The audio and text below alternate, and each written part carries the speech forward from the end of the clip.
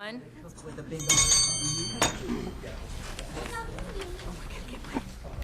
Dr. Borf is out of town, so Mr. Millis is with us tonight. And as we begin our meeting, we will start with the Pledge of Allegiance. So if you'd all please stand.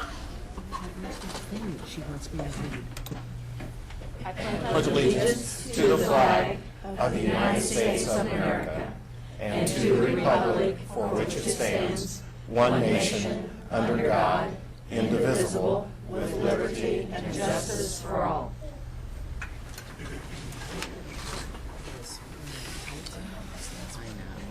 Thank you. Before we begin, I just want to note that we're going to move the consent items up under snapshots of success,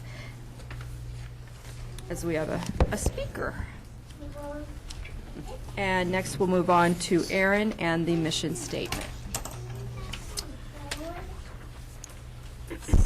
Thank you, Madam President. The mission statement of Richmond Community Schools. Richmond Schools, in partnership with the community, will help all children believe in themselves, respect others, and experience the joy of learning.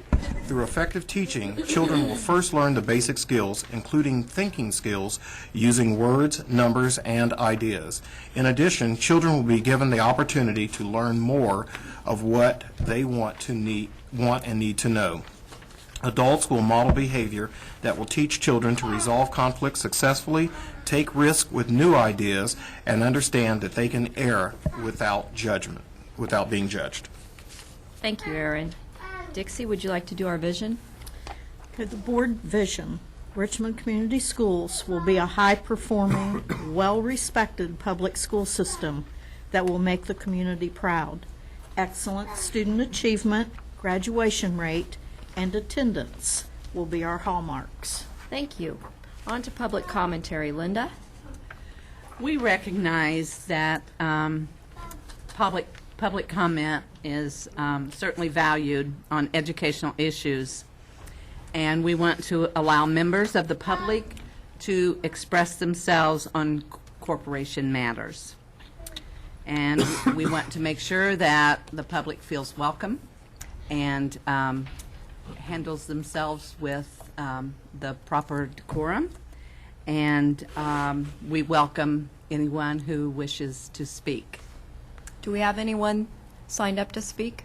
No, we don't. Is there anyone who wishes to speak? Thank you. Thank you, Linda. We're on to snapshots of success. Mr. Millis? This evening we have a special guest who is with us, and I will turn it over to Mrs. Bergdahl, Director of Exceptional Student Education, to introduce our guest. Thank you, Mr. Millis. This evening we have one of our students that she competed in the Braille Challenge in California, and I just want to explain a little bit about that. The Braille Challenge is the only national reading and writing contest in Braille for blind and visually impaired students.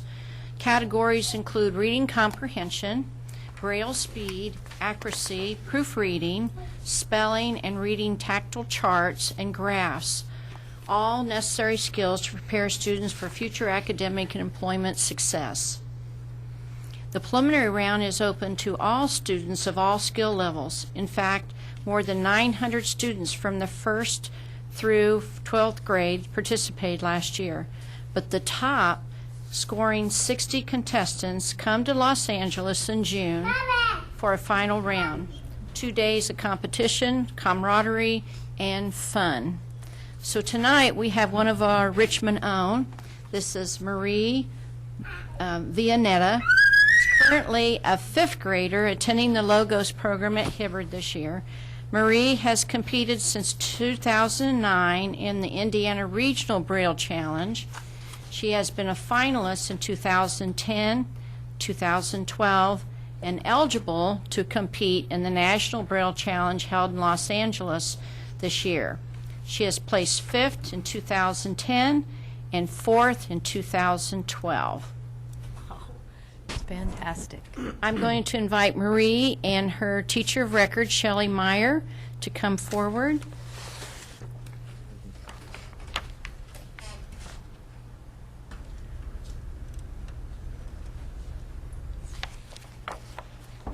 You want to put your paper here on the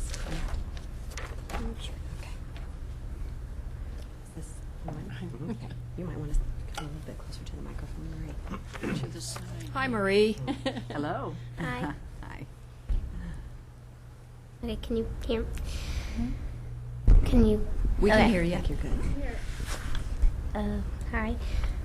My name is Marie, like Mrs. Bergdahl said. I competed in the National Braille Challenge. It's basically really a big English test. It's in Braille. Well, and so you guys have these handouts. Yes, we do. The front page has the Braille alphabet. It has the print with it, and then it has some sentences that have print next to them, and then on the bottom there's it's a little sentence that you guys can decode. Oh, sure. If I can't text. Because they don't know the sentence number. The first sentence says, "This section is written in grade 1 Braille, which does not use Braille contractions." And the second one says, "This sentence is written in grade 2 Braille, which does not use Braille contraction, or which does use Braille contractions." Excuse me. You want to explain why Braille contractions are important? The Braille Thank you. Braille contractions are important because, well, if we had to write letter for letter out everything, it would take up a lot of room. Like, say you're writing a novel and the word "the" is in there 50 million times. So, which most novels think it is, but the horse did this. So, if we read out "THE" 50 million times, that itself would be probably two volumes in Braille, and the volumes are like this thick, so that they're really thick and really hard to read, and that's double-sided. So, and then the bottom there's a bottom sentence. It's sentence 3. It's something that you can try and decode. We want to. If we get it right, do we get a prize? Do you bring a prize? High five. Oh, we wanted you to be aware that the Braille Challenge and reading Braille is more than just reading tactile letters. There are so many contractions, short forms. It's similar to learning shorthand, which is archaic now. But yes, and for each one of those contracted words, one word that might take 5 Braille cells and a contraction might take 1 or 2. So it saves a lot of space in the Braille books. And what it does for the Braille reader is mean that you have to learn a lot of extra rules, many extra signs, and Marie has learned every Braille contraction that there is. And she's still working on usage of some of those. But this Braille Challenge tests not only how quickly she can read, but how well she can use those contractions. The rules change in different circumstances. Sometimes you can use them, sometimes you cannot. So there's a lot of information there. It's more than just spelling. So Braille is a whole subject in and of itself, and she's just really excelled at it. And we wanted you to see, and the sentence 1 and 2 are to show you that basically they say the same thing. The one that's written out in grade 1 Braille takes up almost a whole extra line.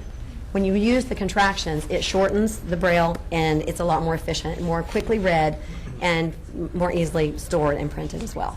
On the second page, I think, is a list of all the Braille contractions. And yes, punctuation and Punctuation, Braille usage contractions, usage. Do you guys have any questions? How many students compete in the National Braille Challenge, approximately? Regional, National. 60. 60. Although only 12 in my age group. Like, they divide them up into, I think it was either 5 or 6 different age groups. Mm-hmm. Because you're going to have a kindergarten competing against a Right. 12th grader. Yeah. It's not going to work out. But so they have them like kindergarten, first grade, second grade, so on and so forth. And You don't seem like someone who gets nervous. Do you get nervous when you compete? Kind of. Kind of. Marie, can you tell us what happened maybe just before you went to the Braille competition with your arm? Oh, I was skating. It was a church skate, April 9th, the day after Easter, which really sucked. And it happened to be my mom's birthday too. Like, happy birthday, Mom! What did you do? I was skating, and I fell.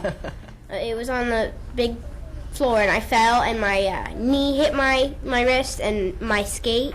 I ran over my wrist with my skate. Mm-hmm. So, which really sounds really weird, but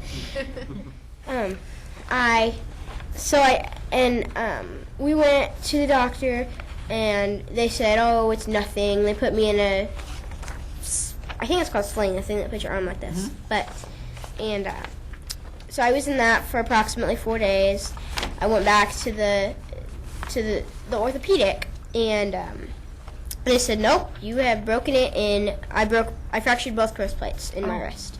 Oh my goodness. So I was really trying, and that was like right before I went to nationals. So I was like really trying to get that better because I didn't want to. Like, I used a one-handed braille writer, which was like push dot 1 2. Okay, go back and push dots 4 5. I didn't even know that. And you still placed fourth. Yes. Mm-hmm. That's fantastic. Yeah, I didn't use the one-handed braille writer in the competition. My wrist was better by then. But all your practice was.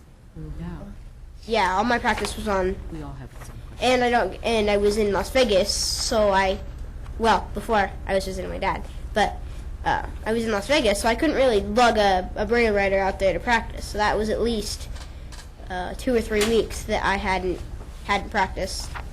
So. I think some other board members have questions for you as well. Pat? You are at Logos. Mm-hmm. Tell me about school this year. What do you mean? I'm interested in how you found Logos and the Hibbard building and all of those things. We've all visited that a couple of times. Well, actually, I started Logos when I was in 1st grade, and I've been in it ever since. And then they tested us last year, and so I got into Logos, and it's really big. Not as big as tests, but it's really big. Aaron? First of all, reminding everyone that she had come to us with a group of students earlier this year in regards to that, and I want to thank her mother, and I'm hoping Marie will introduce her mom, for keeping me informed on the results there. But not to undersell her accomplishment. You know, she was talking about 60 students, but you're talking about 50 states, the number of students who competed in this, who were invited to come out there. Getting 4th place out of all of the thousands of students across the country who were able to, who participated and competed in this, and then to place 4th on the national level, I don't think really we have just highlighted and emphasized that tonight, because somebody from within our school corporation was able to excel on that national level like this. So.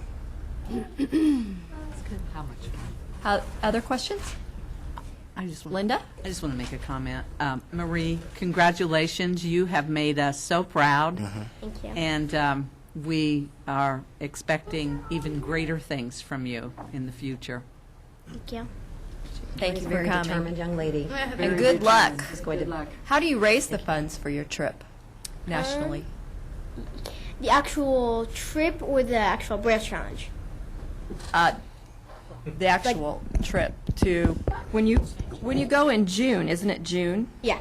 To the finals in Los Angeles. How are do you, I raise the money? Yeah. to? Is there a fundraiser? Or? Well, actually, Mom, you can introduce your mom. Now you can introduce your mom. This is Julie, my mom. Hi, Julie. In 2010, Crestdale actually did a fundraiser and raised $1,000 for us to go. This year, it was all out of pocket. So she's already in Las Vegas because her father lives there. So I drive from here to Las Vegas and pick her up, and then we drive to LA. So that's how we did it this year. And I wanted to point out one thing, too. You mentioned about the kids being in 50 different states. It's actually all 50 states and 2 Canadian provinces. Wow. So it's even bigger than that. And it was 967 kids that they narrowed down to 60 for LA this year. So it's it was like pretty- 907 kids that don't. My goodness. 900 kids didn't get to go. 907. You're right. Your math's better than mine. And I'm just going to throw in there, you're always asking about how our preschoolers are doing. Marie is one of our preschoolers. She was with us from the beginning. Well, good luck in February, and hopefully you'll come back after February before you go to Los Angeles in June. That's a given, right, that you'll go to Los Angeles in June? Right? And I'm Thank in you very contact much. with Erin, so I can keep everybody posted if she does place this year. The interesting thing that she's qualified twice for nationals that she's never placed at regions, so she's yet to place there, but we're obviously doing okay. Yeah. Well, she deserves a round of applause. Thank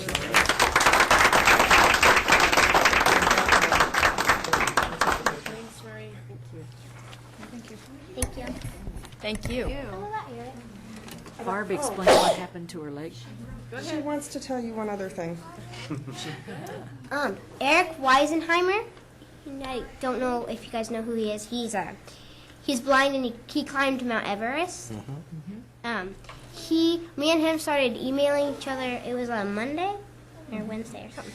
And my mom, she woke me up. It was like 5:30, and I'm like, "What, Mom? Leave me alone." And she's like, "I have good news for you." And I'm like, "Oh, great!" So I get out of bed and I run downstairs, and I'm like, "Yeah, okay." And she's like, "Eric emailed you," and I'm like, "Who's Eric?" And she's like, "Eric Weisenheimer," and I'm like, "Oh my gosh!" He's so inspired because of her dedication and drive that he wants to keep in contact with her. That's exciting. Invited her Good to for you. Utah in 2013 for a summit. He'd like to meet her personally. Wow. Congratulations, that's very neat. Thank you guys for your time. Thank you. Thank you.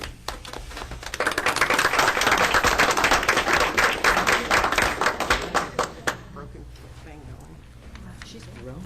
She's quite a... Getting tall. Cut her hair, too. She's what? She's cut her hair, too. Yeah, she did cut her hair, but she's We're moving on to consent items now.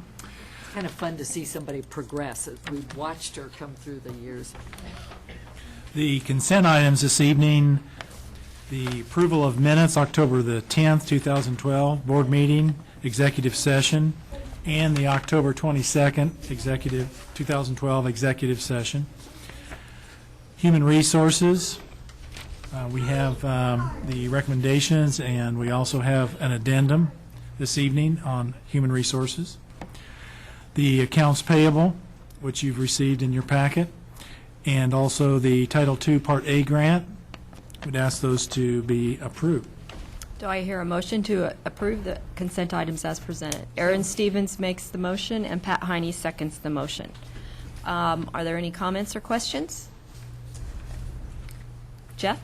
The Title II Part A grant has, I haven't got completely through it yet, but I will, but in the update, you had talked about how you're going to work the funding over the next, do they always do this in 2-year increments every It's year? always a 2-year grant, and when I took over the grant, for some reason, we were in the pattern of spending the bulk of the grant in the second year.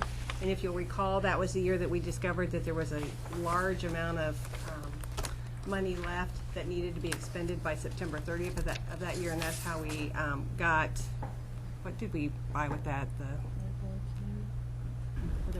The whiteboards, yes. And so we need to get into the cycle of spending the bulk of the grant in the first year so that we don't, because these grants have no carryover dollars. If you don't spend them, you lose them. So getting into the cycle of spending the grants in the first year. And so what we'll do with this one is we'll spend half of it this year and half of it next year. And then we'll come back next year with another one that will be for the following. So for 2 years, we'll basically have 1.5 grants. So we're not, when we hit year 2015, we're not going to go without then? No, no. The other question I had is when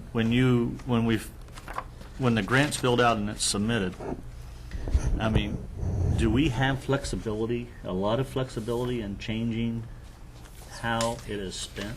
Once we submit a grant, we can submit amendments if we need to make changes or if we have any significant changes that we, new needs arise that we didn't anticipate. So it's fairly easy. That's my only question. Other comments and questions? All those in favor, please signify by saying aye. Aye. Opposed? Motion is carried, and we have someone here who is on our Human Resources page, Mr. Richard Bryant, who has been at the high school for some time, and now he's our new principal at Dennis Intermediate School. And he would like to come forward and say hello. Wouldn't you? I thought I was supposed to, but that's okay. I just want to say I appreciate the opportunity. It has been a change. It's my 32nd year being associated with Richmond High School in some aspect or another, in the last 28 specifically in that building. So I have to admit, when Dr. Borf and I talked the first time, a little anxiety. You get out of your comfort zone, and it's been this is my 6th day today. Very exciting time.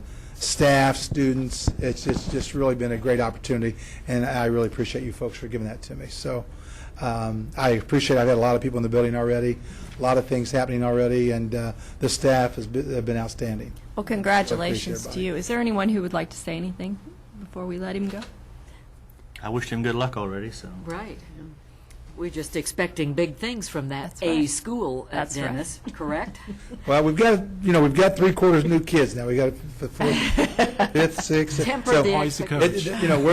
There's some strategic things going on there, but no, I'm really excited about it. It's a really nice challenge, with the mix of the 5th and 6th grade teachers, and then blending with the veteran teachers who've been there from last year, and then the new folks, and then getting all those kids to gel. It's a nice challenge, and I'm very, very excited about it. You said to gel. I thought you said to jail.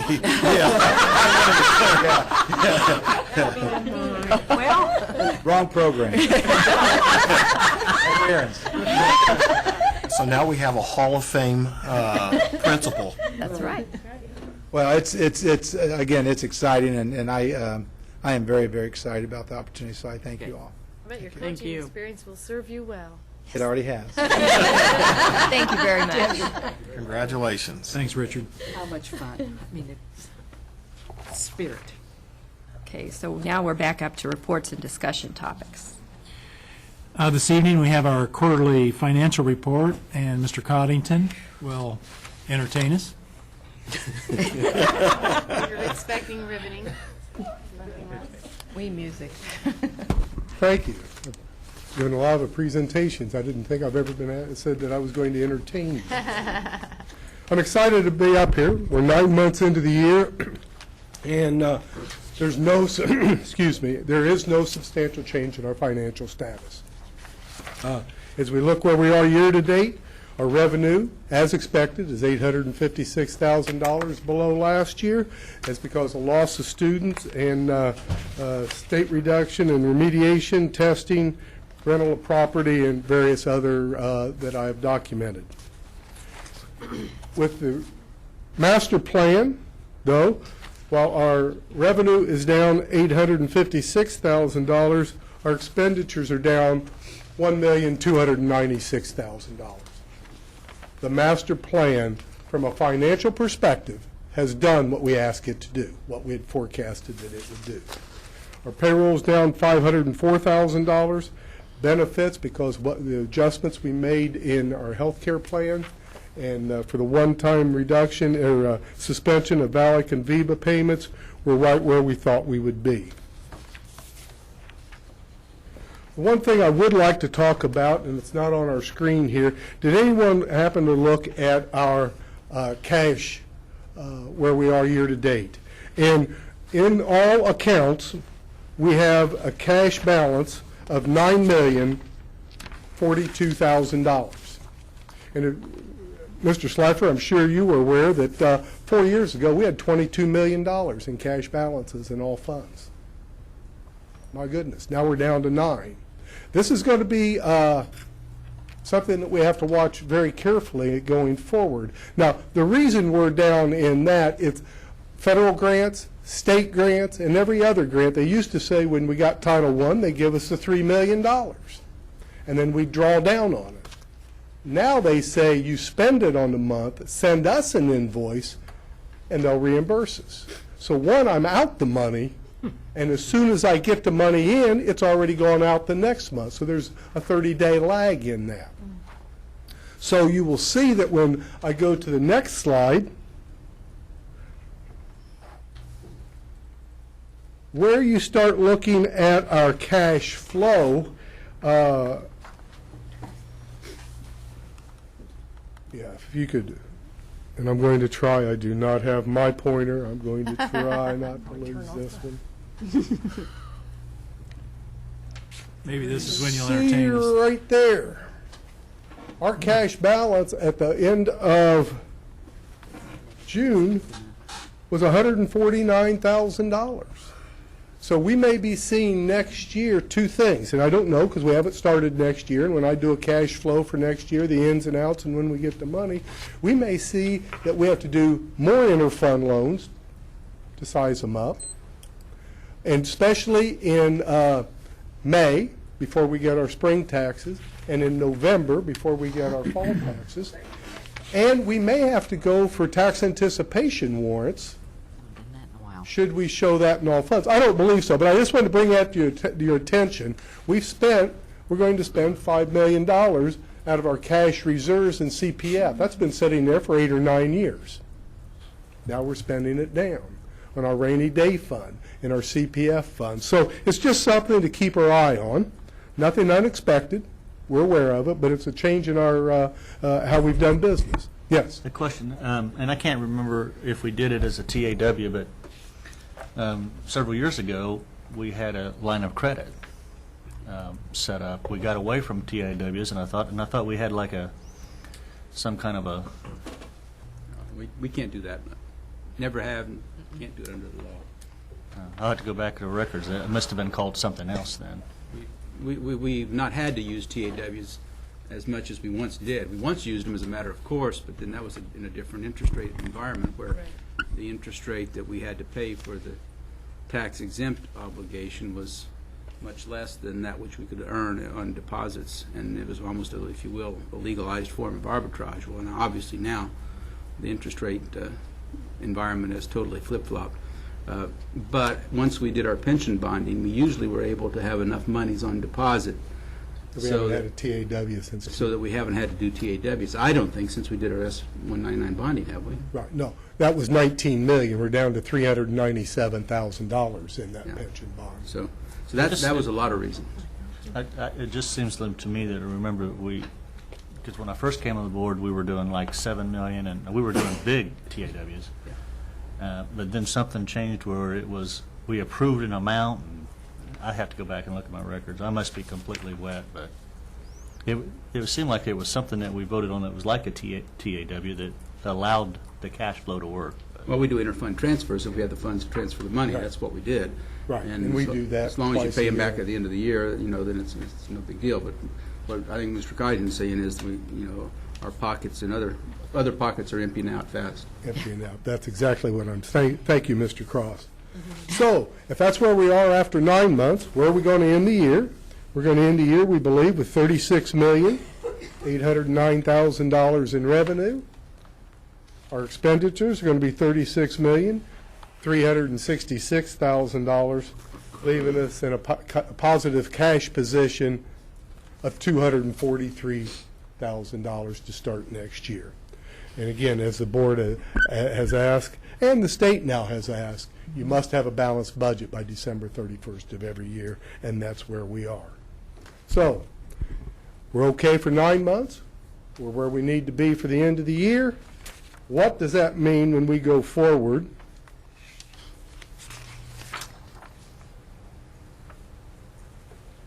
For the next 2 years.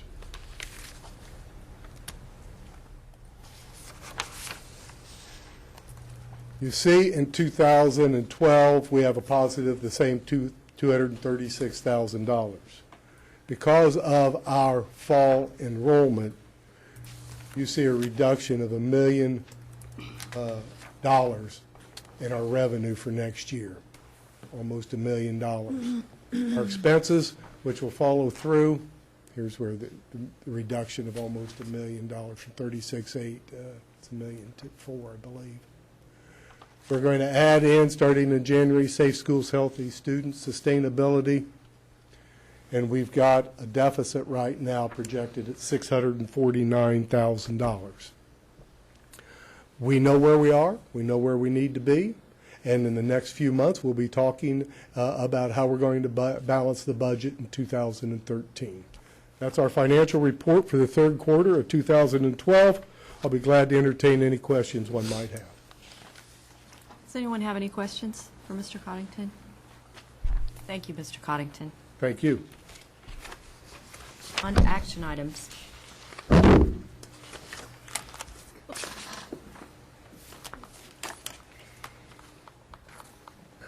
We'll turn to Mr. Coddington again. The first item is donations.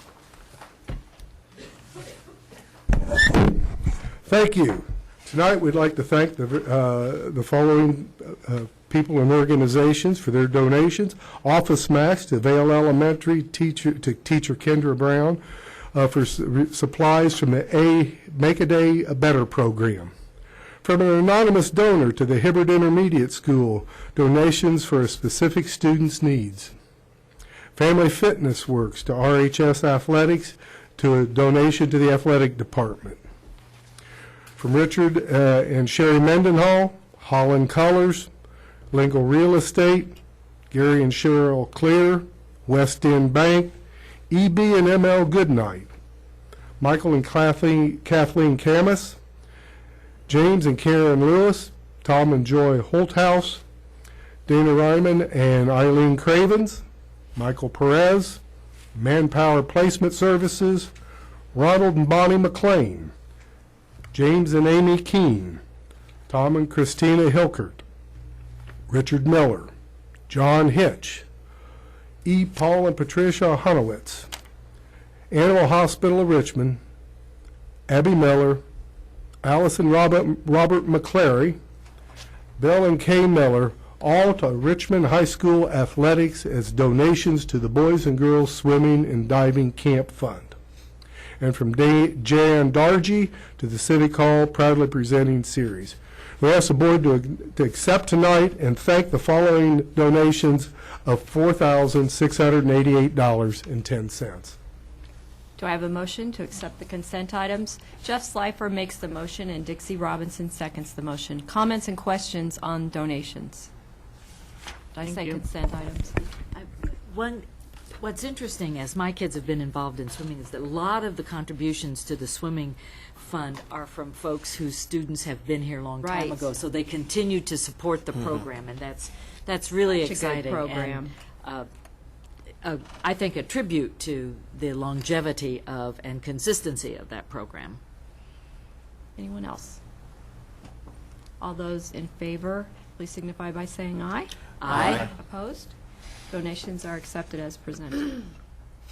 On to the cabin committee recommendation. We have Mr. Coddington to share with us the recommendation on the cabin committee. And I know that they've been working on this, and also there's interested people in this item, so we'll let him go forth. Thank you. The Cabin Committee has met several times over the last 3 months. I've also met with Reserve Richmond Group. We formed a subcommittee to discuss the future of the cabins, of which members were principals, teachers, and I. The committee would like to recommend that the cabin be kept at the Garrison location for at least 2 years and made available for all buildings that would like to participate in cabin days, curriculum, and/or field trips to the cabin. Garrison School will be made available for restrooms, water, and classrooms on an as-needed basis. This 2-year time period will help the group determine the interest and the sustainability of the cabin. Therefore, it is recommended that the cabin be kept at Garrison Elementary for the next 2 years and be made available for all buildings to participate in the cabin days curriculum as presented. Do I hear a motion? Pat Heine makes the motion, and Aaron Stevens seconds the motion.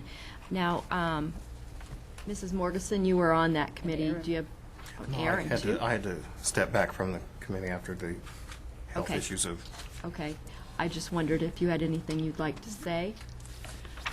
Well, we had very lively discussion, and, right, Rod?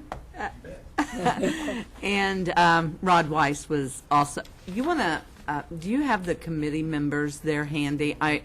I remember most of them, but I do not. I should have. We'd like to, Susan Miller, Shannon Vatter, and Tina Mayer, Mayor, and David Indestrott, and Janet Higgs, Higgs. and I think that's it. myself, and Aaron did participate Yeah. when he could. So, anyway, we just want to ensure that the cabin is available for our school students to enjoy, to learn, and to use.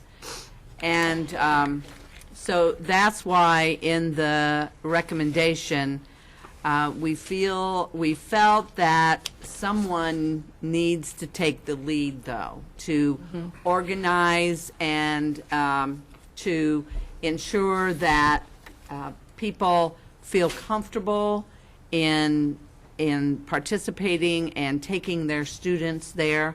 I don't know exactly what it'll look like, but I hope that we do have some leaders in this, and that we as a board will certainly influence that.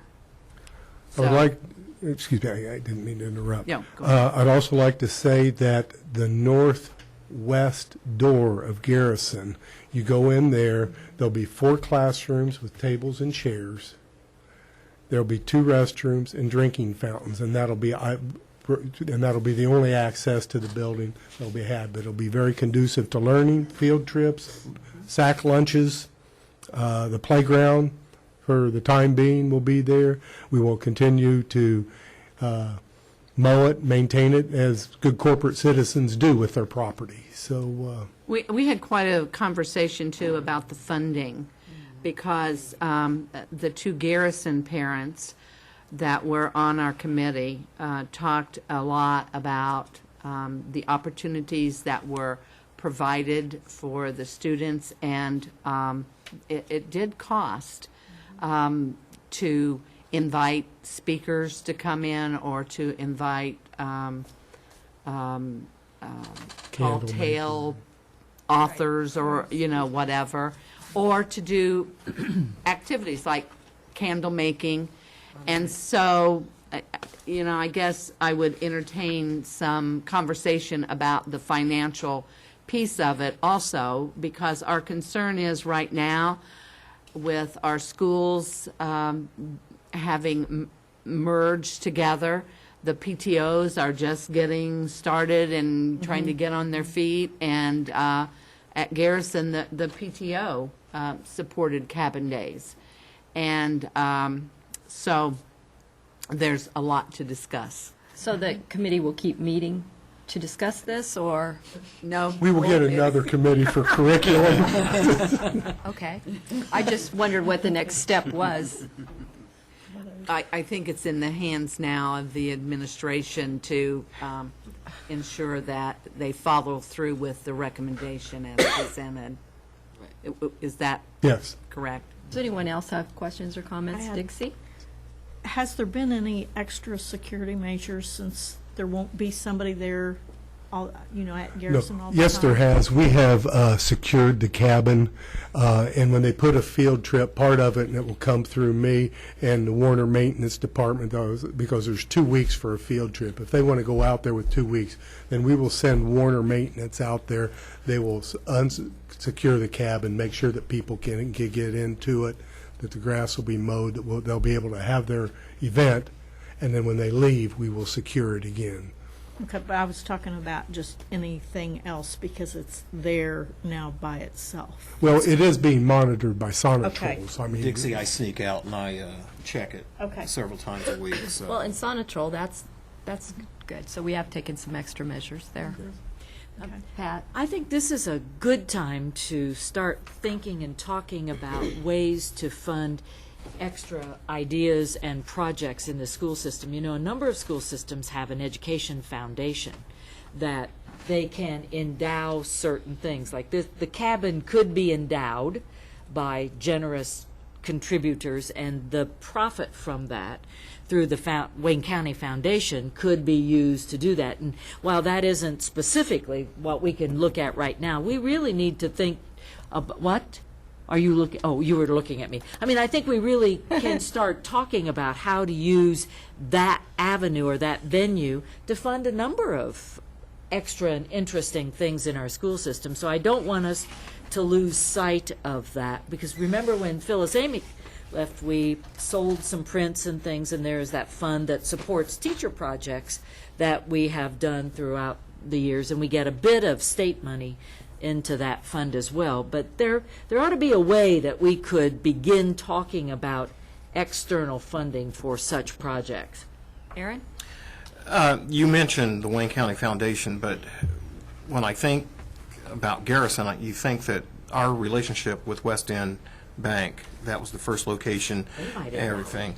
And I'm wondering, what about the possibility in the future, near future, very, very, very near future, like tomorrow, or so, having discussion maybe with bank president and also them to see if we could, well, okay, or, you know, to initiate a conversation, seeing if legally, if there's a way that we can enter, you're talking about foundations or talking about endowments, maybe, maybe working with West End, because they have been, you know, very capable partners of ours for the last number of years, and see if maybe we can initiate that contact. And I think the cabin may just be the first of a number of ideas that we might want to endow in some ways. And you know, actually, if we start with West End, maybe some of the other banks would want to jump on board as well.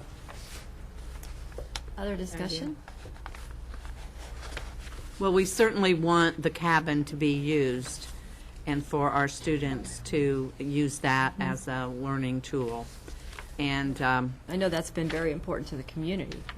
and there are there's a lot of ownership there, and we have a lot of retired teachers who come back for cabin days and did when Garrison was open. So I think there might be some interest in our community also. So we were kind of hoping that maybe in the spring there could be like a mini cabin days, and then perhaps in the fall to have a full-fledged cabin days. So, but that's what hopefully the next committee will be working toward. Okay, we have a motion on the floor. All those in favor, please signify by saying aye. Aye. Opposed? Thank you. Thank you.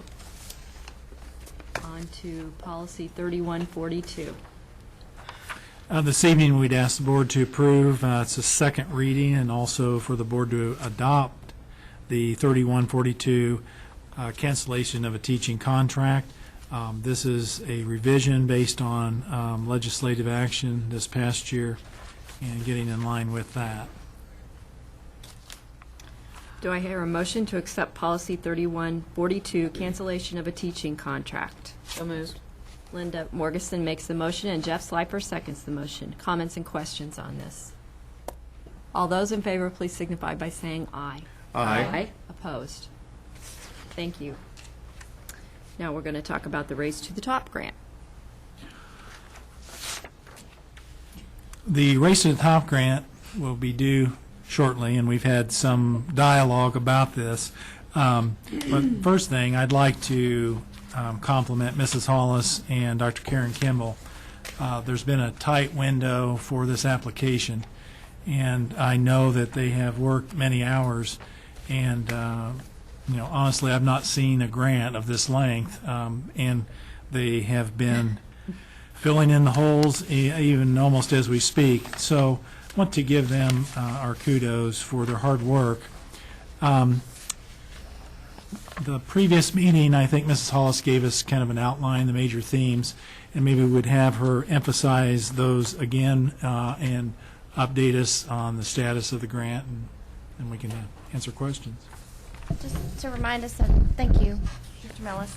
Just to remind us of our timeline, we came to you, I believe it was the last meeting in August, talking about the opportunity, which really gave us a window of 2 months to pull a project like this off. So, as I stated to you in the email that was sent to you, I'm not comfortable with what was presented to you, and even the last 2 days we've made some changes. It was very nice of Mrs. Robinson to offer her services tonight, and I will take her up on it. We'll continue to send her revisions so she can do her little English marks to it and make it sound better. I think we had to submit, basically our themes are around college and career readiness, technology, community support systems, and then the third is personalized learning. In the grant, what you would have noticed is that there really was, it's kind of disjointed with the copy that you received. But if you read Dr. Borf's vision for the grant, that really is the theme that we're following. Our success, the section B is about success, and what I ended up doing today that wasn't in your packet was really build on the success of Safe Schools, Healthy Students, because I wanted them to see and hear that we had received that grant. And so there will be some documentation within that section. We only get 4 pages, but within that section of talking about our improvements with graduation, with attendance rates, with ISTEP scores, with ECA scores. So they'll see that trend of improvement that we've had since 2008. Then we move into really about teaching and learning. And that teaching and learning phase is all really connected to the RISE model, and we need to do a better job building into that of what that means for our teachers. What I will tell you is with Race to the Top, we did get response from the state of Indiana. We had to submit a proposal to them 2 weeks ago and let them see where we were. Their feedback was we needed to spend a lot more time focusing, if we're doing one-to-one technology, how is that going to improve the learning of our students? And so we'll be working on that in the next 2 days. And then the second phase was just spending a lot of time talking about RISE and how the state of Indiana believes that that's going to improve learning in our classrooms. So we will do that because we're just getting started. The part 2 that I wanted to emphasize to you is you probably saw charts in there that we say we have to provide letters of assurances. And that was probably my big aha. I have felt really good about where we've been as a school district with our data and how we've collected data and reviewed it, because that's a big thing that you've wanted us to do. And not only that, but to evaluate where we are as a corporation. And so I was really shocked that we still have a long way to go. And so they really are wanting us to tie everything in, the students to the highly effective teachers. And so that all is being planned now with RISE, and so we'll have that baseline data from this year that we can start moving forward. I am probably a little bit concerned how we'll look with not having that, but they have assured me that they're trying to be as open-minded with those school districts that don't have that in place. And I've talked to 2 other school districts that are applying, and they're in the same boat we're in. So we'll just move forward. At this point, what I would say is if you look at the budget, if you did look at the budget, and I'm assuming a couple of you did, that there was a lot of emphasis on connecting our kids and our teachers to the community. We would be putting into place business education liaison coordinators that would be responsible for going out to our community, building relationships with not just, when I say businesses, I don't just mean that, I mean the social service side of things too. And that we would be connecting them to their schools of learning and let it being applicable. So what they're learning in the classroom, they're applying back to the community. The other piece that was really important to Dr. Borf was 2. One was the teachers having the ability to learn how to do their curriculum online and then having their classes being taught online. The second piece that was really important to Dr. Borf, which when he said it, I thought was great, is that not only would we want our students to experience real life outside the classroom in a workplace, but then we want them to help problem solve issues in our community.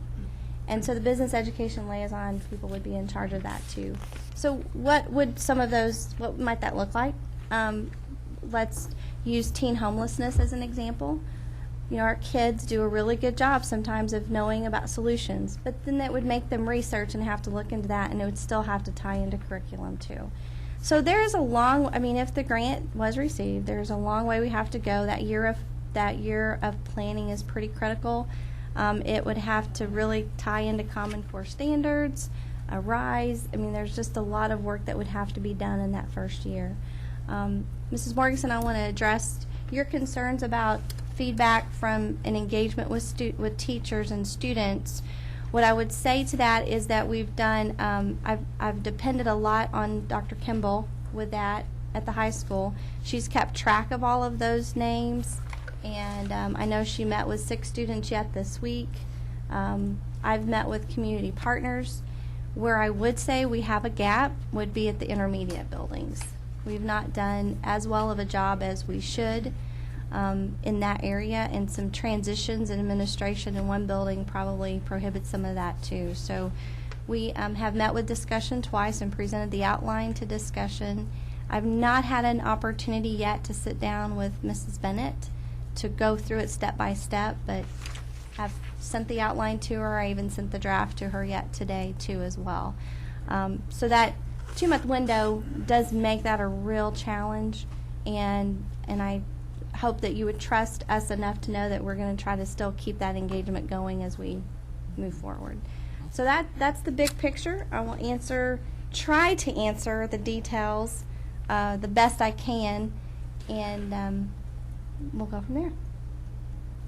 Does anyone have comments or questions? I guess I should do the motion. Did I do the motion on this? No. Let's do the motion first. We adopt or accept or endorse. What verb would you like?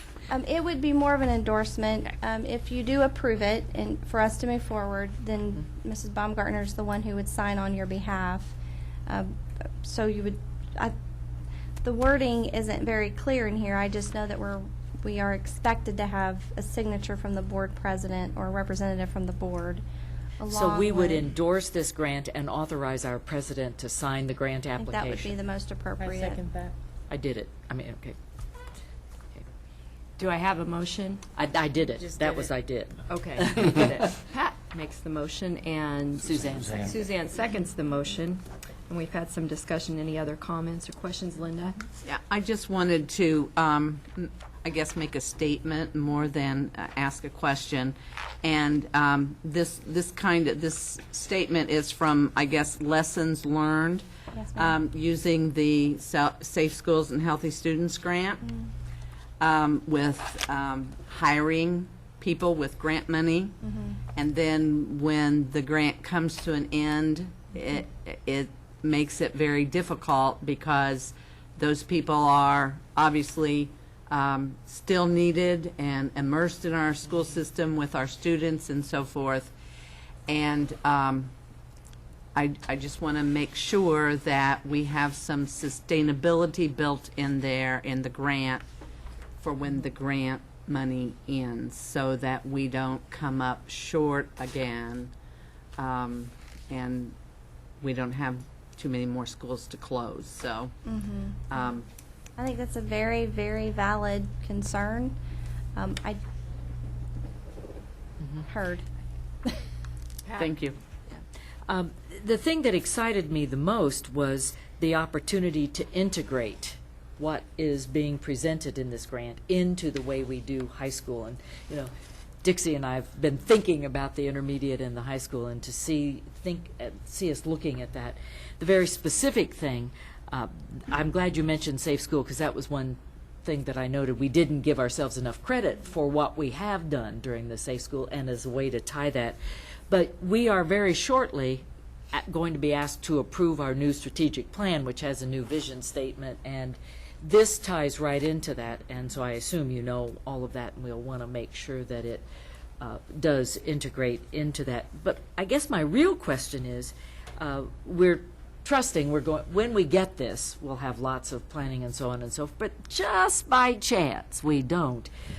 There are parts of the whole concept ought to be viable, may take us a little bit longer. So do you have to think about what if we don't get this grant, and you have to put some of that in the grant, or that is just not part of what you have to write? I guess I would look to you and to Dr. Borf and the administration on where we would want to go from there. We were charged to think beyond if the grant didn't happen. That's what our charge was, is to try to take what you were talking about, take about what the administration, the goals that you've set, and even bringing in, when we talked with the administrators and some teachers from the high school in our original stakeholder meetings, it was really nice how it was all tying together. So we would be continuing, I would think, that Mrs. Wolpe would be encouraged that she has something on paper and that we would be moving it forward. But you're right, it would take some time. I'm excited that we still have Mr. Mays at our disposal, or assistance. Beck and call. Availability? Availability, okay. He's part of our sustainability. We don't want to dispose him yet. Yes. Because I think there are some opportunities with the concepts that came out of that have come forward out of the grant with the clusters of learning that we could look at his expertise to help us from the structure of the high school. I mean, Dr. Kimball said several times, well, there was a grant she wrote, I think it was the Gates Foundation grant, and one of the reasons we didn't get it was because we didn't have a new place.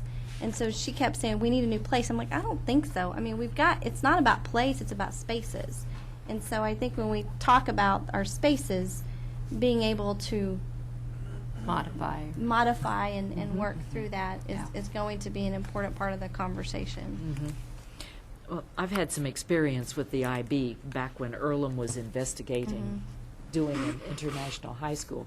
I was really impressed with what happens with the International Baccalaureate. And that would give us a real interesting approach. Dixie. Well, and I think, too, after reading the grant, there's some things in there that I think would be absolutely wonderful, not only for our kids, but also for our community, because our community is crying for skilled workers.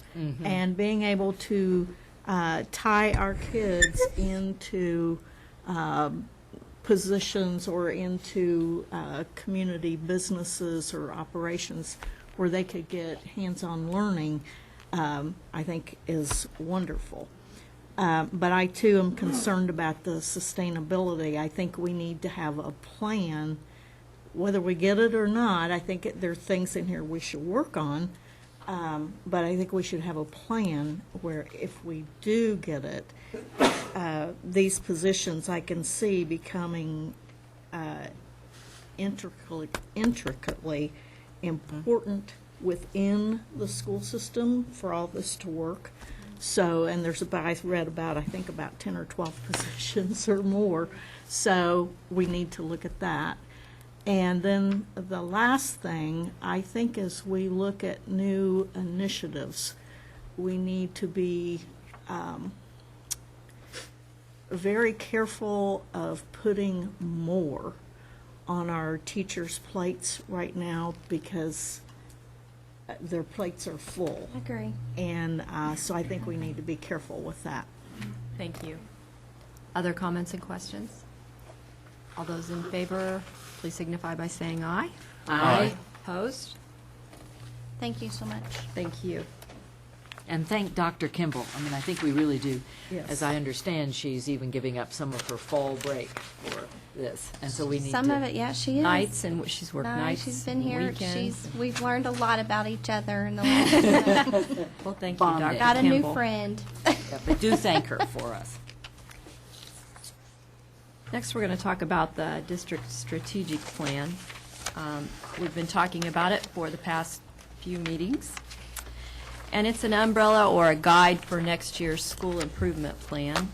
So tonight we're going to adopt the plan that we've been talking about and the different areas, and talk about briefly some of the areas that we feel need immediate focus, such as safe and orderly learning environment, reading K-12, and mastering the state standards. I know Aaron has some thoughts on this also. So let's go ahead and make the motion and then have our discussion. Jeff Slifer makes the motion, and Suzanne Darengowski seconds the motion. Do we want to have some discussion now? Aaron?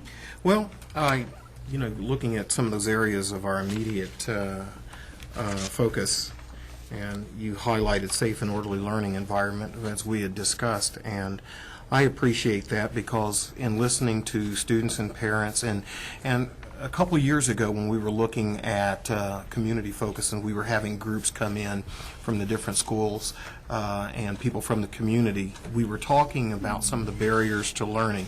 And it went to every school that came in and addressed us. One of the primary areas of concern was always having a safe and healthy learning environment. And people think of school safety as something pertaining solely to safety factors when it comes to like criminal activity or something. But safe learning environments encompass so many things, including the atmosphere and the attitude when a student comes into a building or a parent comes into a building.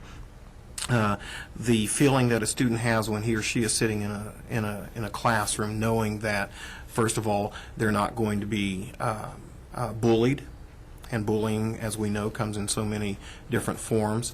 That they know that their spoken word, everything in a class on any given day is going to be something that's going to be appreciated and accepted. That's safe and healthy because there's a safety factor to have a student who feels who feels intimidated to be able to raise a hand to answer a question without being judged or being looked down upon peers, which then spills over to some of the bullying effects that come in after that. And I know that recently a question had come up in regards to why do we have officers in schools? Yes. And that is something I kind of look at because I know as a police officer of almost 27 years, we've had police officers in schools for the length of time that I've been a police officer. They've been uniformed and everything else, not for the purpose solely of having an enforcement arm in there, but to create a safe environment, also to create a rapport that transcends just what happens in school, but also goes out into the community. And these are some of the safety factors as a board we really want to look at, and want to maintain and even enhance so that from the very moment that a parent sends their son or daughter to school on any given day, they know that as a corporation, we're ensuring the safety, not just the physical safety, but also the learning safety, and that we're going to honor that, our commitment to that. Secondly, knowing that we take the safety of that student as paramount in our minds, not only as a board but as a corporation too. So I'm glad that we are looking at that earnestly and are going to not only maintain it but enhance it as well. And we made some additions to our plan, which we have a copy of. Is this on the website? Yes, Pam updated that yesterday, I believe. Do you want to go over what the changes are? Okay, the communication at our last meeting, we talked about maintaining within our strategic plan some elements for the joy of learning, and so this was a comment that's added under leadership values that precedes leadership values. The following leadership values will support the individual needs and talents of our students and employees. They will provide a climate where everyone can experience success and the joy of learning. Our school culture will demonstrate and communicate our values through daily action. As we also looked at value and brief explanation and then how RCS is living and embedding the value, we see this as an ongoing process where we can communicate how we are living the values. And we hope to incorporate those values into all of our board meetings also. We also have a timeline for the strategic plan implementation. And from here, our next step is to communicate the plan out with all of our stakeholders, the community and the administrators and the teachers and other employees via newsletter, websites, etc.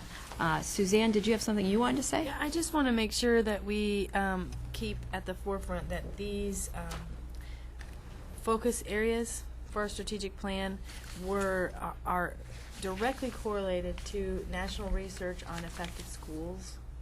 And so it's not, while a lot of it's very intuitive, I mean, most people would say, yes, obviously students need to be at school for them to succeed. I want to make sure that one of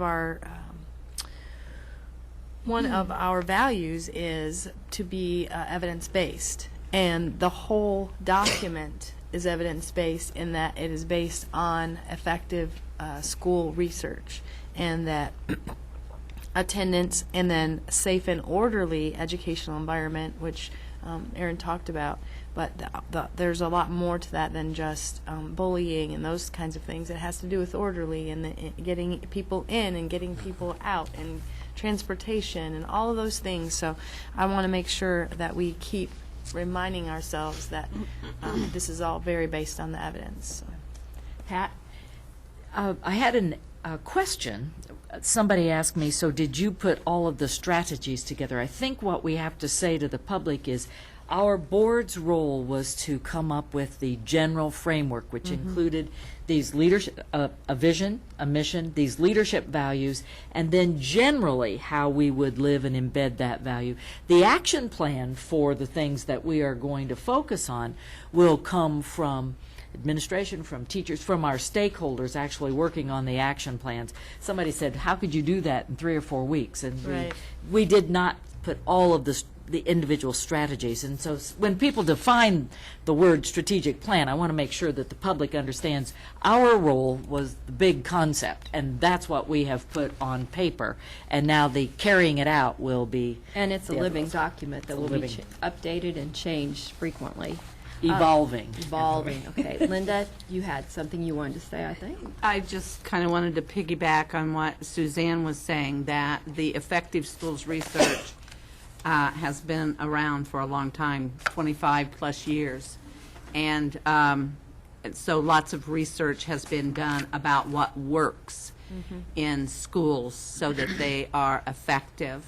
And using the effective schools research, it says that all children can learn and achieve great things regardless of their background and so forth. So I think that is pretty extensive research that we certainly need to embrace and follow in all of our schools with our kids. Agreed.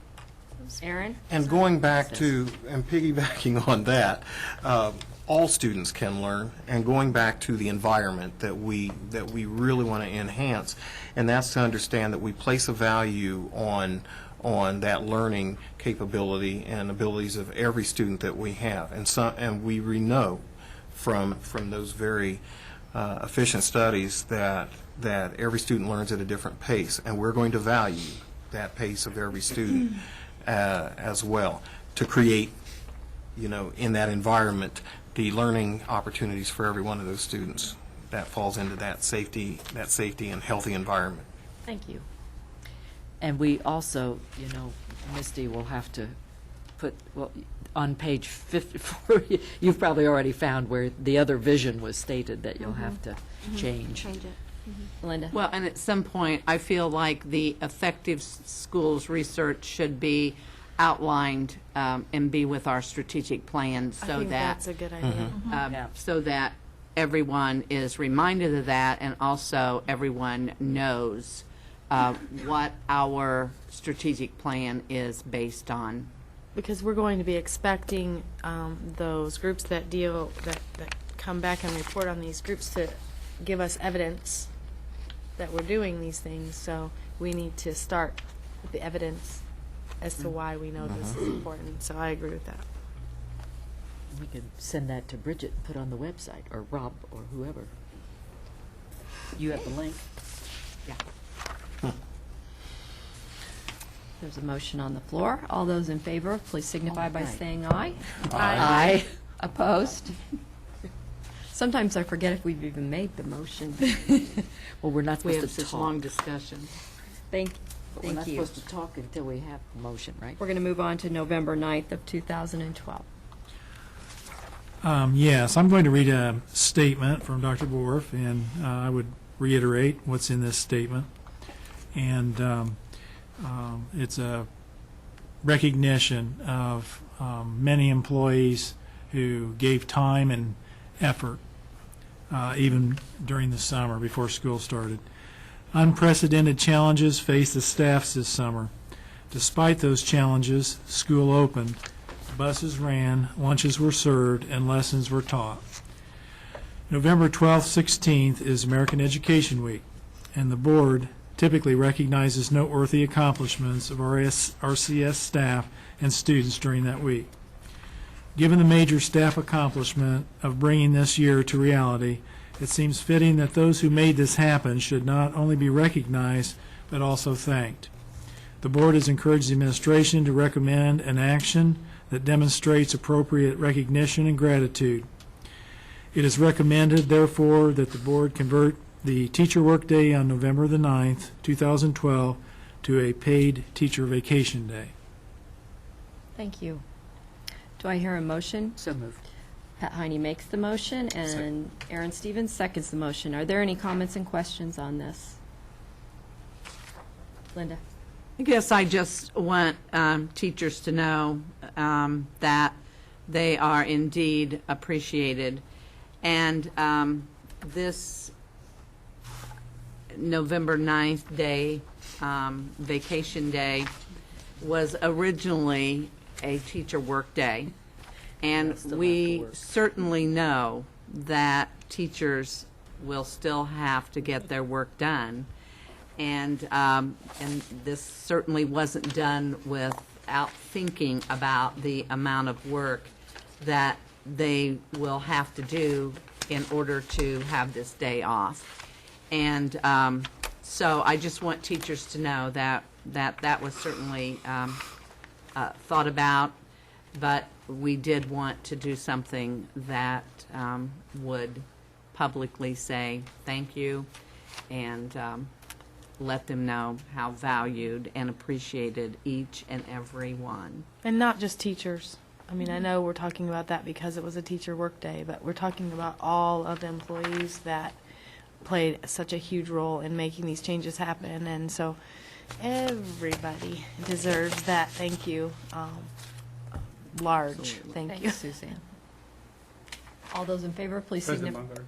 Yes. Before you take a vote, I would like the minutes to reflect that while I'm sure all the board members echo what Member Morrison has just said, this was, in fact, part and parcel of the collective bargaining process. Yes. Albeit supplemental, after you had your tentative agreement in place, then this was initiated at the bargaining table. I think it's important from a legal sense that the public understand that, and the board does not have the right unilaterally to convert work days to non-work days. And Agreed. this was collectively bargained, and therefore it is appropriate. And that I also think agreement is online, along with this recommendation, if anyone would like to read it. And I don't know, maybe we should read it. Not very long. Jeff started to say something. Well, I was just going to add to what Mr. Cross said, but I want everybody to also understand that it wasn't initiated at the bargaining table, but it was after we already had a tentative agreement on the contract. It had no bearing on the contract settlement. Thank It was after we had a tentative agreement, everybody was ready to go home, then we said, hey, we got one more thing we want to discuss. So it went through the process, but they were independent processes.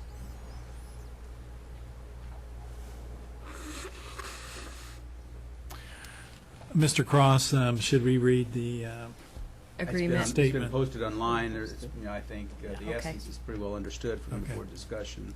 Okay. That November 9th So one time. is a scheduled workday is now not a workday, but as Paid Ms. day Morrison indicated, there's still a lot of work to be done. Okay.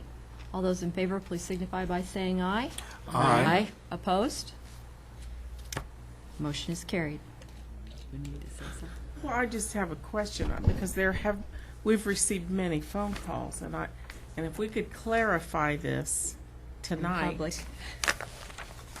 for our employees is, I'm hearing this and understanding that this pertains to teachers only. Who was close? No, I I understood that everyone, everyone. Okay, I just, Bob? Bob? There's a cross between there. I'm sorry. It's a holiday for all employees that were regularly scheduled to work that day. Oh, Okay. Contracted employees, that was a contracted day. If you're not a contracted employee, it's You weren't another- scheduled to work that You day weren't anyway. scheduled to work that day. Other So comments? basically, that would include our administrators, building level administrators, our secretaries, and our environmental services, because the other people would have been not working anyway, the paraprofessionals and That is food correct. service and so forth. right. It's time for our second public commentary. Is there anyone who would like to say anything? All right, then we'll have our follow-up on old business. Does anyone have any they'd like to bring up? Jeff? That's really kind of three different things. And I guess the other one is, we got the board calendar as far as and I know the school calendar was supposed to be at this meeting tonight.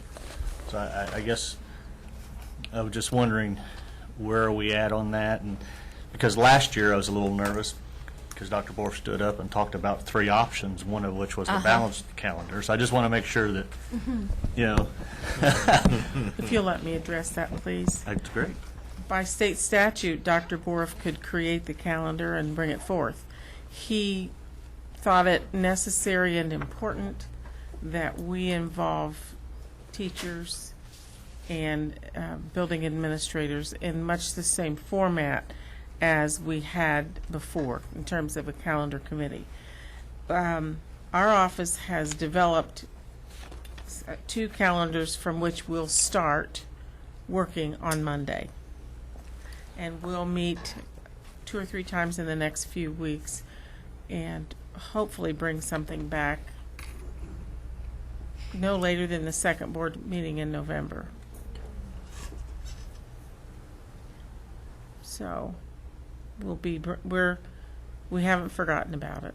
Well, I just, We're working on it. and are we're not looking at any, are we at this point discussing any major changes or, I've had some people already ask about Well, I what the think calendar is people- going to be I think for people next year. remember last year there was a good deal of talk about a balanced calendar. Sure, we'll look at one. At a balanced calendar? Or we'll look at, We'll look at a balanced calendar, we'll look at the traditional one that we've had as a committee, and then we'll bring something to Dr. Borf, and he'll recommend something at a later time. The second thing I had is I noticed that you had talked about the certified handbook is now complete. So when that gets distributed, could the board members get a copy of that as well? Please? Yes, absolutely. And the third thing that I wanted to discuss, and this is actually, I think, now the third meeting in a row that I've discussed this, and that's the Finance Committee. And at our last board meeting 2 weeks ago, I was told that, well, the calls haven't been made yet, but what's interesting about it is I think more so, and I'm not really asking for a response tonight, but I think he's taking the deputy. I need some Deputy 40 on the microphone. I guess I've been thinking a lot about committees, committee work, the structure of the committees. We've, as a board, a couple years ago when I first got on, it was a big discussion. So I guess I'd like to have the board have some thought or some discussions about what is the role of the committee, how is the committee going to be structured, because I'm kind of surprised that I hadn't gotten a phone call and said, okay, Jeff, what's your ideas about this finance committee? So I don't know how the role of that committee is being created or the charter of that committee. So I think there should be some discussion amongst the board members on what the charter of that committee is or the purpose of that committee. And I know with us, there seems to be a lot of discussion, do we want to make it a superintendent's committee or do we want to make it a board's committee? And, the superintendent's committee makes it a lot easier to have meetings because you don't have to post it as a public meeting. But the flip side of that is part of the concern that we have with committees from the board level is the people that are on the committee are aware of what's going on. The people that are not on the committee are wondering what's going on. So I guess I kind of want to use that as a thought as we develop this finance committee, because I think in all of our committees, any of the board members that want to participate should have the right. I think they all have their own individual responsibility or what they feel their responsibility of a board member is. So as we go through this process and how this committee is structured, it's like the marketing committee. The marketing committee that's been going on for quite some time really doesn't do a lot of communication with the board members. Correct. So often, and it isn't the fault of anybody on the committee, but the structure of the committee and the way the committee is set up, people are in the dark. Technology committee, that's another great example. There's so many things that's going on in the technology committee, or we need to go into the future. So I guess I just want to put this out there for us to maybe to discuss the committees, how we use the committees, the role of the committees, because if we're going to have a finance committee or technology committee, I think they should be all open meetings. I've come to that conclusion that we should just have them all public meetings. They should be all board committee meetings, because there are so many different things that get involved in that. It almost isolates the other members that are not. It gives them the option to choose to come if they want to. If they don't want to attend the meeting, they don't have to. But it's an open meeting. Because the other question I have is, I asked a question from a financial, I'm using it as an example, the financial committee, because I have a huge concern over the next 2 to 3 years about the potential $2 to $3 million that we're wanting to spend for technology. We have $1 million budget shortfall. What happens if our ADM counts down next year? We have all of these things that we need to look at together. You talked about the $22 million cash balance down to 9. Well, how do you do that if you don't look at everything? So the role of the committee is going to be what? Do we create this committee, and then through that committee the recommendation goes to the board for approval, or do we just leave it?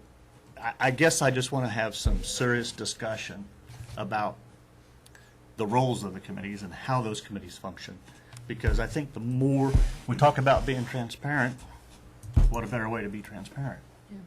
Well, I would add to that, in the beginning of that conversation, Jeff, we need to look at what committees we need given the strategic plan we just put together. And maybe finance isn't even a committee. Maybe we have the other committees and finance is a role of all of those committees. Because for me, what we're doing in finance has to be directly tied to how we decide we're going to meet our strategic plan.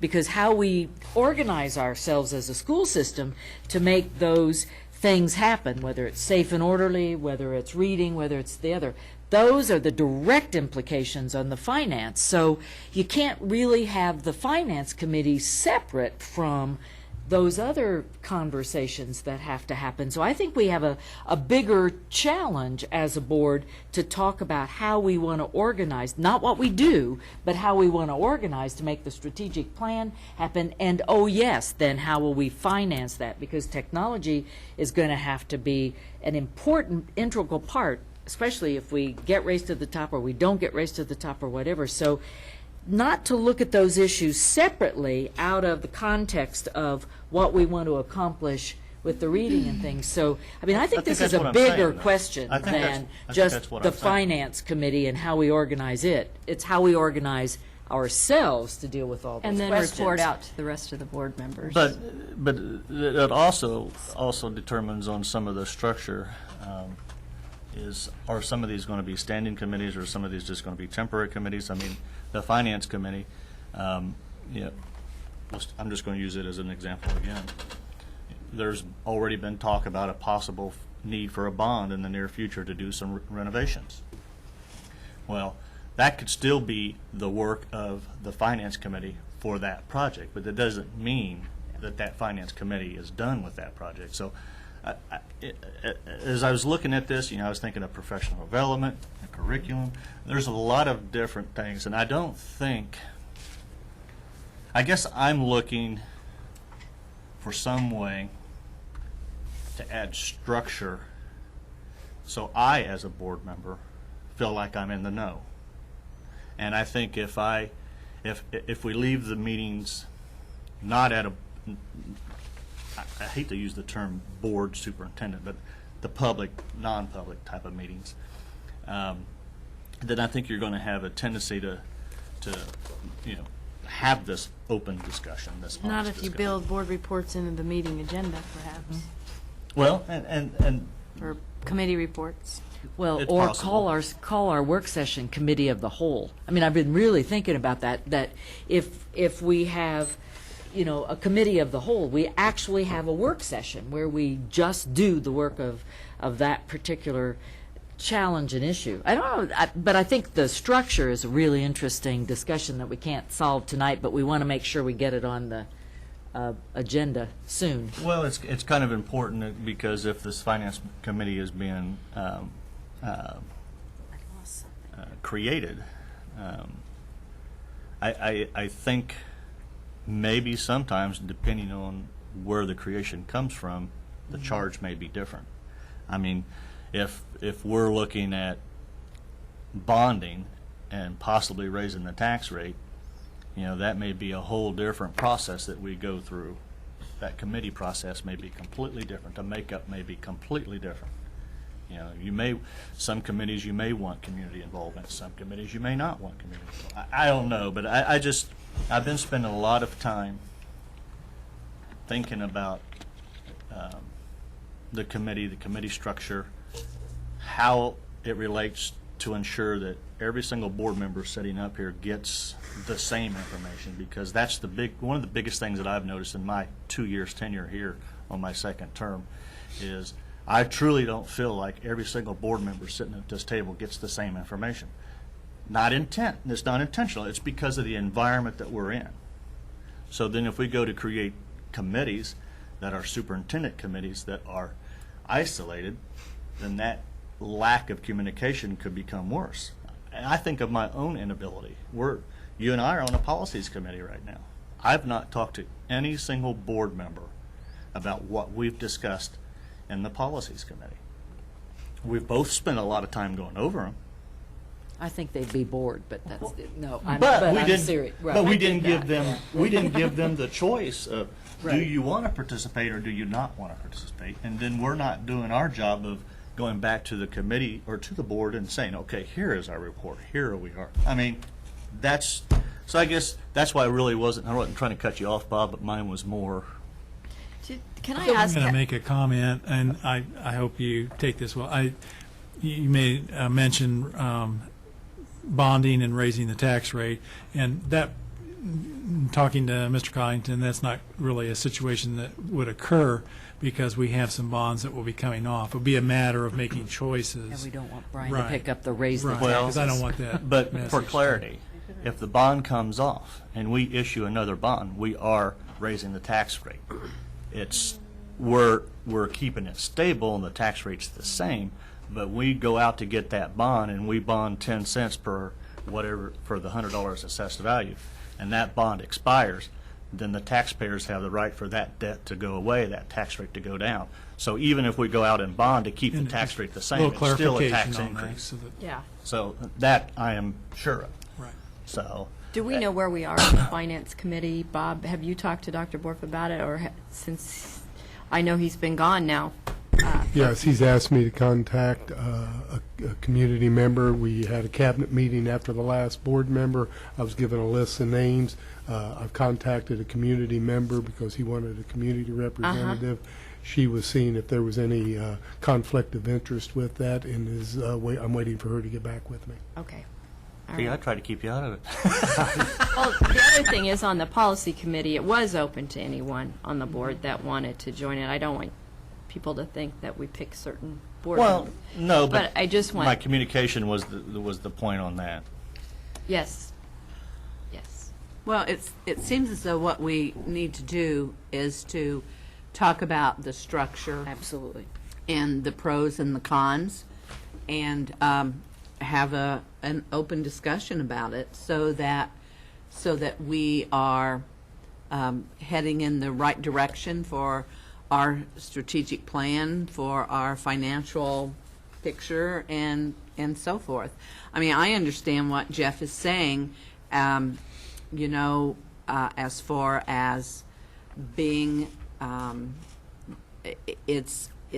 you feel much more informed when you attend a meeting or you are a part of a committee, rather than I think there are some committees that it's okay to hear, and probably the policy committee is one of those committees. Yes, I totally agree. But there are some committees that are really Bigger picture. Yeah, big picture, and in all of our best interests to be as informed as we can possibly be. And I guess that's the key. It's not just being a part of the committee, but it's being informed so that we can make informed decisions on behalf of our students. That's great input, and I think that would be a good work session topic. How to organize. So when Dr. Borf gets back, I will It really is how to organize ourselves so that we can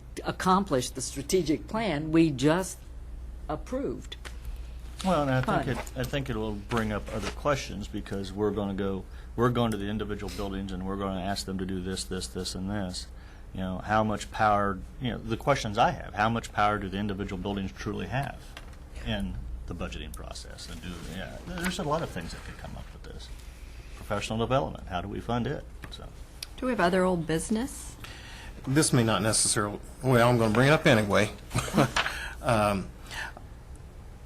In the imperfect world that we live in, 3 times in the last few days I've been contacted by parents or students even in regards to lunches. And just throwing this out there, the concern is that in some of our buildings, not all the students are getting the same lunch as others, that we're running out of the lunch of the day and they're having to piecemeal other things for the students to eat. And I just wanted to put that out there so we can just check on that, monitor it in the buildings, and make sure that we're properly feeding all of the students. I hope that's not happening on pizza day. Or chicken Or day. chicken day. are they even allowed to have pizza anymore? On Tuesdays, they have. Tuesdays they a have form pizzas. of pizza or pizza. Well, last week it was French bread pizza, so it was like on a loaf. Yeah. That's the day I go with my study buddy, so that's how I know what is served for lunch on Tuesdays. Okay. Is there any other old business before we move on to board reports, reflections, and celebrations? Yeah, I would like to just report, because it is October, and we were expecting to hear back about the Head Start grant. So I did speak to someone from the Federal Head Start office today. Those decisions have not yet been made. They anticipate they will be making those soon, so we'll let you know as soon as we know. Thank you. How soon Dr. is soon? Parker. Okay. Misty had to. Misty. I wanted just to take a moment to let you know, because it wasn't well publicized, and that's okay. But we had a volunteer in our community coordinate grades 6th, 7th, 8th, and 9th graders attend the Bully movie today at the theater. It's close to 3,000 students That's amazing. that were bussed out to the theater to watch that all at one time. And Leslie Bolster is the one who coordinated all that, and I want to thank her. What she wanted me to say, instead of thanking her, because this is just who she is, she wanted to give praises to the teachers, to the administrators, and most importantly, to the students. She said they had everything went perfect. The students were perfect. There was no problems at the theater, on the buses, on the way back to the buildings that she's aware of, and I heard good reports as well. So we want to say thank you to the students for representing us well and representing their parents and their families well today. And it did create some dialogue back in the buildings when they went back today, which should happen and she wanted to see happen. And we're just real pleased that it could all come together. Just so people understand funding and how this works, she actually spent time over the summer and wrote a grant, that's my understanding. And so those tickets were all made available free for our students. And the transportation, if we need it, Safe Schools Healthy Students will be paying for that transportation that took them out there today. So I just wanted to say thank you to Leslie, but also thank you to the students and to the administrators for making that happen. I hope that out of last year's high school trip to see the bully, I'd love for the high school kids to be able to go to the intermediate schools and even the ninth grade academy and really talk about the impact of that movie and what's expected of the students. I was going to mention that in the celebration. Oh, In my Sunday school class, where I have middle school and high school, the high school kids prepared the middle school kids for that movie, and I was really touched by what the high school kids who saw that movie last year were able to say to those younger students about the impact of that. Now, the high school isn't perfect, but there has been a difference thanks to the bully movie and Challenge Day and all of the other things happening there in terms of climate. And to see the students talk to the students about that movie and the impact was had much more of an impact than the things I wanted to say to them about that. So how we can keep connecting the generations of students, I think will go a long way to taking care of some that Erin and I have both had some contact from parents about bullying situations and how to empower our kids to be confident and competent enough to deal with those relationships. I think that could come more from students, especially older students, than us as adults, just telling them not to do it. So I hope we can somehow institutionalize that and get that happening. So that was more old business, I guess. Sorry. Next up is board and superintendent reports, reflections, and celebrations. Did you have Well, some? if I get first chance, I want to shout out to our football team. Oh, yeah. And wish them well this weekend, and they bring home that sectional championship to Richmond. Be cool.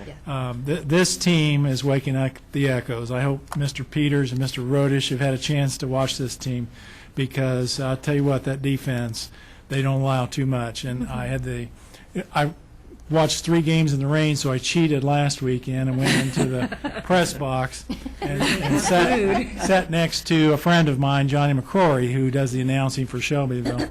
And he just kept looking at me, and he kept saying, and Skylar Storms, again, in on the tackle. So, that's quite an accomplishment, and wish Coach Oliva and his staff the best.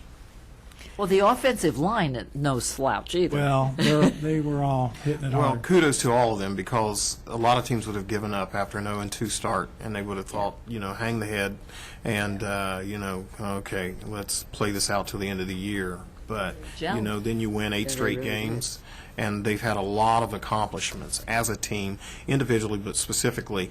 Each one of those players, they throw it off to the team, not just, not the individual accolades, but it's we as a team. So, Pat? I would like to not say specifically, just generally, that we have a number of student groups that are participating in Make a Difference Day projects this Saturday. And maybe it would be fun if people are listening, or Brian could add that to the article, if we get a report from some of those. I know there are students reading to students and a variety of other things. You hate to start being specific about what's going to happen because you'll leave somebody out. But we have a lot of students getting ready to do Make a Difference Day, even though this is fall break. And that's Saturday morning? It's Saturday is Make a Difference Day, and I think there are a variety of projects throughout the day. Okay. Aaron. I would like to celebrate the 3 of the retirements that we had tonight on ours, and we've talked so much about teachers and their commitment to our students and to this community, but specifically because we didn't read them out individually, but Kathleen Simpkin is at Charles, and she's retiring at the end of the year. Pat Dawkins, she's a teacher at high school, and she's retiring at the end of the year. And Jack Hagen-Jose, who's a teacher at high school, who that's actually taking effect immediately as our approval tonight. But there's a lot of experience in the 3 of them, a lot of successes that have come out of their teaching and their connection with the students, and they will be missed. Thank you. Did you have I anything would else? hate for us not to at least say Richmond and perhaps the power and the rejuvenating effect of a visit home, and congratulate Bo Van Pelt for representing Richmond very well last weekend. Perth? Yeah. It was probably the first tea program that sent it. Right. We'll take That credit. Richmond mojo. We'll take credit, won't we? Any other comments? Thank you.